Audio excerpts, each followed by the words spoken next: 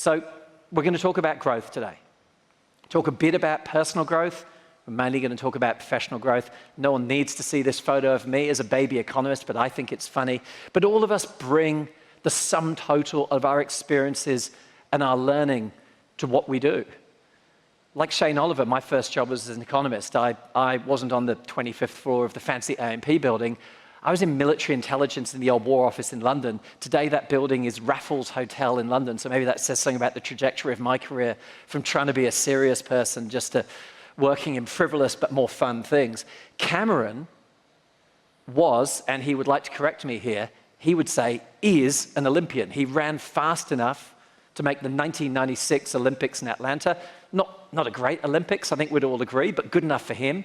So he drags his body around a track fast enough. He is a very determined man. That's what you take from that.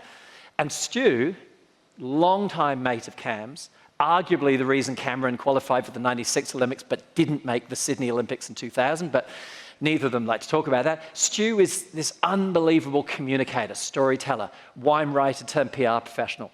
So with his background in storytelling, Cameron's background in, can I swear, getting shit done, and sort of my background in thinking about brand, we sort of went, okay, we can get into this business. And what I want to share with you is, I guess, what I've learned along the way, because what Cameron has, and if you ever meet him, what Stu has, they're pretty non-replicable skill sets. I think mine is a bit more replicable. And I've learned a lot over the years. I was a huge James Bond fan as a kid. I assumed that martinis were made with vodka and should be shaken. Wrong on both counts, gin and stirred.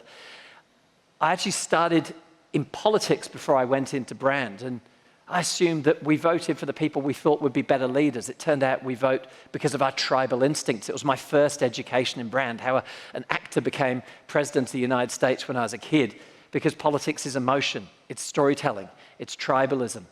As I moved into the world of brand, I learned, my first brand lesson was looking at this. This is a famous artwork by René Magritte, the Belgian surrealist. It's called The Treachery of Images, for those who didn't do French at school. Ceci n'est pas un pipe means this is not a pipe. It is, of course, a picture of a pipe. This is not a brand. It is an act of branding, but this makes us think about Apple. And the brand is what we instinctively think and feel. Do we think and feel they're overpriced, design-led things and Android phones are better? Or does it make us think design, elegance, simplicity, quality, whatever you think and feel, that's the Apple brand. When enough people who matter to you and your business think and feel the same positive things, that's a strong brand. Gemma talked about my absolute belief in the importance of experiences. I think you see this in Apple. You see it in their staircases. You walk into an Apple store, yes, you've got this incredible service experience. We heard Bernard Salt talk this morning about how we are now a culture that doesn't tolerate inconvenience. We've been taught that everything has to happen fast, personalized, frictionless. Apple stores do that. Before Apple stores, we didn't know where to go to get our IBM computer serviced or our Samsung phone serviced. Apple Store said, no, it's easy, you come to us. This is where you learn, this is where you fix. But also they said, this is where our design values are. This is the stuff that makes us, think about Kate's business, Loon. There's inconvenience there, people queuing up from 1 in the morning. Because when you do things to an exceptional standard, you're willing to accept some pain and some inconvenience. That's what Apple stores are projecting, the convenience and the ease, but also the beauty and the design. There's a massive contrast to these folks. This is what I grew up with in the tech world. A bunch of Americans dancing on stage, launching Windows 95, disappointing all of us as they went.